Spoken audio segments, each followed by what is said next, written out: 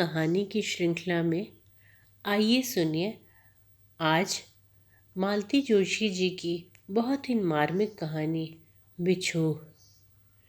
विजय दफ्तर के लिए तैयार हो रहा था कि सुधा ने आकर पूछा, सुनो, वह पड़ोस का दीपक है ना? उसका दोस्त अपनी अलमारी देखना चाहता है, दिखा दें? अलमारी? विजय चौंक पड़ा। अपनी अलमारी की तारीफ दीपक के दोस्तों तक कैसे पहुंच गई? दरअसल वो क्या हुआ, सुधा ने खिसियाए स्वर में कहा, एक दिन कबाड़ी को बुला लिया था मैंने, पर उसे अकेले घर में ले जाने की हिम्मत नहीं पड़ी, तो सहारे के लिए दीपक को बुला लिया। कबाड़ी मरा 35 रुपए से आगे बढ़ ही नहीं रहा था। फिर दीपक ही बोला, भाभी अभी रहने दीजिए, मेरा एक दोस्त है, पुरानी चीज़ों का बड़ा शौक रखता है, उसे एक बार दिखा देते हैं। पता है, वह इन पुरानी चीज़ों को खरीदकर ऐसी काया पलट कर देता है कि पहचान ही नहीं जाती। अभी पिछले साल चोपड़ा लोगों से सोफ़ा सेट खरीदा था। दिखा दो भाई, मेरे पास तो अब टाइम नहीं है, विजय ने बेजारी से कहा। घड़ी का कांटा सचमुच 10:15 के करीब पहुंच गया था। स्कूटर पर बैठकर दफ्तर की ओर जाते हुए विजय सुधा की बातें ही मन में दोहरा रहा था। उसकी समझ में नहीं आ रहा था कि आखिर कुछ लोगों को पुराना कबाड़ खरीदने का शौक क्यों होता है, जबकि बाजार में एक से एक चीज़ें उपलब्ध हैं। सुधा बता रही थी कि दीपक को अपनी अलमारी बड़ी आर्टिस्टिक लगी है। विजय को इस बात पर बड़ी हंसी आ रही थी। भाई, आर्टिस्टिक इसमें क्या है? पुराने ज़माने का भारी भरकम ढांचा है बस। इस छोटे से घर में तो एकदम असंगत लगता है। हाँ, उसके दोनों पल्ले ज़रूर नक्काशीदार हैं, पर विजय ने उन्हें कभी प्रशंसा की दृष्टि से नहीं देखा। वे बेल बूटे की तरह सिरदर्द ही थे। इतनी गर्द भर जाती थी उनमें। साल में 2-4 बार तीज त्योहार पर वह खूब तेल पानी लगाकर उन्हें चमकाने का प्रयास करता था, पर 4-6 दिन बाद वह फिर से वैसे के वैसे हो जाते थे। उस अलमारी से निजात पाने की बात कब से उसके मन में थी, पर सुधा ने तो इस दिशा में बाकायदा अभियान शुरू कर दिया है। इस बात की उसे जानकारी ही नहीं थी। सुधा की उतावली स्वाभाविक भी थी। इस महीने उसकी बीसी खुली थी। एक डाइनिंग टेबल लेने का वह कब से सपना देख रही थी, पर घर में जगह कहाँ है? इतनी सी तो रसोई है और बीच वाला कमरा आधा इस अलमारी ने घेर रखा है। फाइलों से उलझते हुए भी विजय नई डाइनिंग टेबल के बारे में सोच ही रहा था। विजय की इच्छा थी 4 का ले लें, पर सुधा का कहना है, चीज़ रोज़ रोज़ तो नहीं बनती, एक बार हिम्मत करके बड़ा सा ही ले डालो। हम क्या जिंदगी भर इसी घर में बने रहेंगे? गहराई से सोचने पर सुधा की बात ठीक ही मालूम होती है। वैसे भी औरतें इन मामलों में ज़्यादा प्रैक्टिकल होती हैं।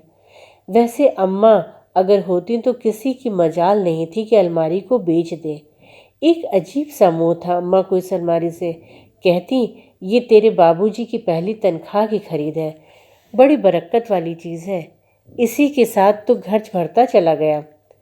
और फिर बड़े मनोयोग से उस पहली तारीख का किस्सा सुनाने लगती, जब शाम को बाबूजी 4 कुलियों के सिर पर यह अलमारी लदवा कर लौटे थे। अम्मा दिन भर बैठे बैठे पता नहीं कैसे सपने बुनती रही थी। शाम को जब सुना कि आधी तनख्वाह उसमें स्वाहा हो गई है, तो एकदम बरस पड़ी। बाबूजी फिर देर तक उन्हें मनाते रहे थे, समझाते रहे थे। बोले, शकुन की माँ, इस बार माफ़ कर दो, तुम देखना, साल भर में तुम्हारी अलमारी गहने कपड़ों से भर दूंगा। हाय राम, सुधा कहती, क्या शकुन जीजी उस समय थी? बाबूजी की पहली तनख्वाह पर? थी क्यों नहीं, कम्मो भी थी। बहू छोटे से शादी होवे थी तब, अब की तरह थोड़ी ही है कि। पता नहीं कितनी बार विजय इस प्रसंग को सुन चुका है। हर बार अम्मा का स्वर रसिल हो उठता था, चेहरा एक आभा से दमकने लगता है। पति के प्रति गर्व की कोई सीमा नहीं थी उनमें। बाबूजी ने सचमुच अपना वचन पूरा किया था। देखते देखते अम्मा का घर भर दिया था उन्होंने। कितना सामान था अम्मा की गृहस्थी में। बिस्तर इतने थे कि 10-15 आदमी आ जाए तो भी कोई परेशानी नहीं होती थी। घर में इतने बर्तन थे कि 100 आदमियों का खाना आसानी से बन सकता था। पास पड़ोस में जब तक बर्तन मांगे जाते रहते थे। पर आज तो इतनी बड़ी थी कि 2 बच्चे आसानी से बैठकर नहा लें। गुसल खाने में तांबे की बड़ी सी गंगा जली थी। पूरी 3 बाल्टी पानी आता था। गांव वाला उनका घर पुराना सही, पर काफ़ी बड़ा था। वहाँ इतने सामान का अता पता भी नहीं चलता था। पर शहर के 3 कमरों के फ्लैट में तो इनकी उपयोगिता शून्य रह गई थी। कुछ तो वह गांव में ही छोड़कर आ गए थे। कुछ चीज़ें सुधा सोच समझ कर ले आई थीं। उन्हें उसने अपनी दृष्टि से भुना लिया। अम्मा के बड़े बड़े बर्तन बाजार में चले गए और सुधा की रसोई स्टील के बर्तनों से जगमगाने लगी। अम्मा की शादी का असली जरी का लहंगा 250 में बिका और सुधा के घर में प्रेशर कुकर आ गया। अम्मा की मटर माला सुनार की भट्ठी में गल गई और सुधा का पूरा सेट बन गया। चांदी के बड़े बड़े थाल सर्राफे में चले गए और विजय के पास स्कूटर आ गया। अम्मा चुपचाप सब देखती और सांस छोड़कर कहती, तिनका तिनका जोड़कर गृहस्थी जुटाई थी रे। तुम ही लोगों के लिए खून पसीना एक किया था, तुम्ही ने सब बर्बाद कर दिया। वे लोग कभी नए ज़माने की दुहाई देकर या छोटे घर का सबल कारण बताकर उन्हें मना लेते, पर अलमारी न, उन्होंने किसी को छूने भी न दी। दोपहर को सुधा का फ़ोन आया। वह 140 रुपये दे रहा है, दे दे? बिल्कुल, एकदम दे डालो। विजय ने छूटते ही हामी भर दी। उसे लग रहा था दीपक का दोस्त कलाकार हो न हो, खपती ज़रूर है। 140 रुपये तो उसकी खरीद भी नहीं है। इतनी बड़ी रकम तो एकमुश्त बाबूजी खर्च भी न कर पाते। बेचारों का वेतन था ही कितना। जितने पर वे रिटायर हुए उतने पर तो विजय ने शुरू किया है, पर उतनी सी कमाई में बाबूजी कितना कुछ कर गए। आज उनके पास जो है उन्हीं की बदौलत है। उसकी अपनी तनख्वाह तो खाने कपड़े तक पर ही खर्च हो जाती है। बाबूजी के ज़माने में इस अलमारी की भी अजीब शान थी। अम्मा उसे हमेशा चमकाती रखती।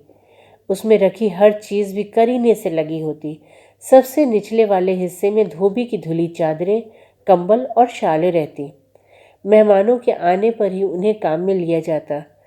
उससे ऊपर वाले तल्ले में चीनी की कप प्लेटें, चम्मच, कांच के गिलास और फूलदार ट्रे रहती। ये चीज़ें भी खास खास मेहमानों के लिए ही निकाली जाती थी। इससे ऊपर वाला खाना विजय को बहुत प्यारा था। इसमें अम्मा की तीज त्योहार या शादी ब्याह पर पहनी जाने वाली साड़ियाँ रखी रहती थी। विजय अक्सर इन साड़ियों में सिर डालकर सूंघता रहता। उन दिनों ड्राई क्लीनिंग का चलन तो न था ना। अम्मा की उन साड़ियों में उनके देह की परिचित गंध इत्र की खुशबू के साथ एकाकार हो जाती थी। सबसे ऊपर की मंजिल बाबूजी की थी। इसमें पुस्तकें रखी रहती। सुख सागर, चंद्रकांता संतति, जीपी श्रीवास्तव और प्रेमचंद के कुछ उपन्यास। पर बच्चों को इन पुस्तकों से दूर ही रखा जाता था और इसीलिए उन्हें चोरी से पढ़ने के लिए भाई बहनों में होड़ लगी रहती। बाबूजी की मृत्यु के बाद जब वे लोग अम्मा को अपने साथ लेकर आ गए तो अलमारी भी साथ साथ चली आई। उस पर अम्मा की ठाकुर जी का अधिकार हो गया। नीचे पोथियों और पूजा की सामग्री रहती। बीच वाले तल्ले पर ठाकुर जी विराजते। ऊपर के दोनों खाने खाली ही पड़े रहते। बहुत हुआ तो दवाइयों की शीशियाँ रख दी। शेष सब बेतरतीब कटे फटे कागज़ उसमें बिछे रहते। अम्मा के जाते ही वह अलमारी एकदम गैर ज़रूरी लग उठी थी, पर इतनी जल्दी उससे मुक्ति मिल जाएगी यह आशा नहीं थी। सुधा की सचमुच प्रशंसा करनी होगी। शाम को रोज की तरह वह दफ्तर से लौटा। स्कूटर सीढ़ियों के पास टिकाकर गुनगुनाता हुआ वह घर में दाखिल हुआ। ब्रीफकेस मेज पर पटक कर मुंह हाथ धोने के लिए भीतर पाँव ही दिया था कि उसका कलीजा धक से रह गया। बीच वाला कमरा एकदम खाली खाली लग रहा था। उस दिन अम्मा को चितस को सौंप कर वह लौट रहा था तो मन में यही सोच रहा था कि अम्मा की खटिया बिना अब बीच वाला कमरा कितना खाली खाली लगेगा। पर घर आकर देखा वह कमरा ही क्यों, पूरा घर औरतों से ठसाठस भरा हुआ था। 10-12 दिन तक फिर आने जाने वालों का सिलसिला ख़त्म ही नहीं हुआ था। उसकी दोनों बहनें, चाचा चाची आदि लोग तो तेरही के बाद भी बने रहे थे। उन सबके बीच अम्मा की अनुपस्थिति का पता ही नहीं चला। जब तक वह लोग विदा हुए, वे लोग नई परिस्थिति के अभ्यस्त हो चुके थे। फिर आज सुधा जोर से चीखा। क्या हुआ? वह बदहवास सी दौड़ी आई। अलमारी कहाँ है? बरामदे में रखी तो है। वे लोग ठेला लाने गए हैं, आते समय देखे नहीं क्या? हाय राम, जरा सी बात के लिए इस कदर की चीख पुकार मचा दी। मेरे तो हाथ पांव फूल गए। सुधा बुदबुदाती हुई रसोई में लौट गई। वह कुछ देर जड़ बना कमरे में खड़ा रहा, फिर तेजी से पलटकर बरामदे में आया। वहां एक कोने में वह अलमारी खड़ी थी, असहाय सी, अनादृत सी। उसके दोनों पल्ले खुले हुए थे और हवा में धीरे धीरे कांप रहे थे। उसे लगा जैसे अम्मा ही उसे अपने अंग में भर लेने को व्याकुल है। वह झिझकता सा पास आ खड़ा हुआ। फिर उसने बेतरतीब फैले हुए कटे फटे अखबारी कागज़ों पर अपना सिर रख दिया। स्मृतियों में बसी अम्मा की साड़ियों की परिचित गंध धीरे धीरे उसके नथनों में भरने लगी और वह फफक कर रो पड़ा। धन्यवाद।